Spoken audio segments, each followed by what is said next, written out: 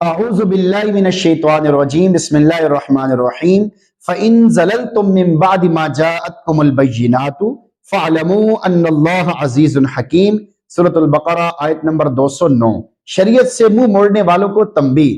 فَإِن زَلَلْتُم، اگر تم پھسل گئے، مِّن بَعْدِ مَا جَاءَتْكُمُ الْبَيِّنَاتُ، اس کے بعد کہ تمہارے پاس واضح دلائل آ چکے ہیں، یعنی تمہارے پاس اسلام میں پورے کے پورے داخل ہونے کے قطعی اور واضح دلائل آ چکے ہیں، اگر تم اس کے باوجود اسلام میں پورے کے پورے داخل ہونے سے پھسل گئے، فَعْلَمُوا، تو اچھی طرح جان لو، ان اللہ عزیز حکیم، بے شک اللہ تعالیٰ بڑا زبردست ہے، حکمتوں والا ہے، وہ تم سے جب چاہے انتقام لے لے، اسے انتقام لینے سے کوئی چیز نہیں روک سکتی۔ البتہ کسی کو نافرمانی کے باوجود فوری سزا نہیں مل رہی تو اس کی وجہ یہ ہے کہ وہ حکیم مطلق ہے، اس کا سزا دینے میں تاخیر کرنا کسی حکمت کی وجہ سے ہے، اور وہ حکمت یہ ہے کہ اللہ تعالیٰ ہر ایک کو مدت مقرر تک مہلت دیتا ہے۔ لطیفہ، ایک قاری صاحب نے اس آیت میں عزیز حکیم کی بجائے غفور الرحیم پڑھ دیا۔ ایک بدو یعنی عام دیہاتی شخص نے اس آیت کو اس کی زبان میں جب سنا، حالانکہ وہ دیہاتی قرآن پڑھا ہوا نہیں تھا،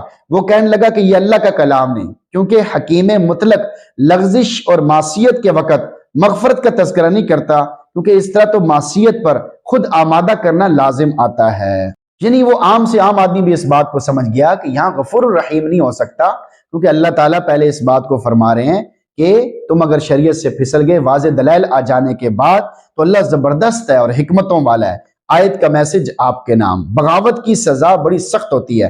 اللہ رب العزت نے اس آیت میں بتا دیا کہ واضح دلائل آ جانے کے بعد بھی اگر تم اسلام میں پورے کے پورے داخل نہ ہوئے، اس کو معمولی نہ سمجھنا، اس لیے کہ اللہ تعالیٰ سے بغاوت ہے، اور بغاوت کی سزا بڑی سخت ہوا کرتی ہے۔ جب وہ انتقام لے گا تو کوئی اس کی پکڑ سے نہیں چھڑا سکے گا، اس لیے کہ وہ زبردست ہے۔ اگر عذاب میں دیر ہو رہی ہے تو اس سے بھی دھوکہ نہیں کھانا چاہیے کہ میں نے بہت نافرمانیاں کی ہیں مگر عذاب نہیں آیا۔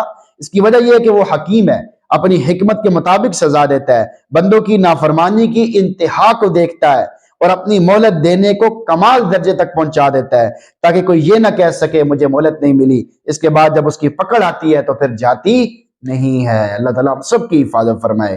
نہ جا اس کے تحمل پہ کہ بے ڈھب ہے گرفت اس کی، ڈر اس کی دیر گیری سے کہ سخت ہے انتقام اس کا۔ نمبر 2، یہ آدمی سزا کا زیادہ مستحق ہے۔ فَإِن زَلَلْتُم مِّن بَعْدِ مَا جَاءَتْكُمُ الْبَيِّنَاتُ سے معلوم ہوا کہ عالم گناہ اور نافرمانی کرنے کی وجہ سے جاہل کی بنسبت سزا کا زیادہ مستحق ہے۔ بس اے علماء اسلام، اپنی پوری زندگی کا جائزہ لیں، کہیں آپ سے اللہ رب العزت کی نافرمانی تو سرزد نہیں ہو رہی؟ یہ سوچنے کی ضرورت ہے، ہر آدمی کو سوچنے کی ضرورت ہے۔ ہر آدمی اپنے اپنے گریبان میں جھانک کے سوچے کہ میں کیا کر رہا ہوں۔ علماء کرام بھی سوچیں، عام آدمی بھی سوچے کہ کیا وجہ ہے کہ ہماری دعائیں قبول نہیں ہو رہی، کیا وجہ ہے کہ ہمیں رونا کیوں نہیں آ رہا، کیا وجہ ہے کہ ہمیں قرآن پڑھنے کا دل نہیں چاہ رہا، کیا وجہ ہے کہ ہم دین پر صحیح طریقے سے نہ چل پا رہے ہیں نہ دوسروں کو چلا پا رہے ہیں۔ اس کی کیا وجہ ہے؟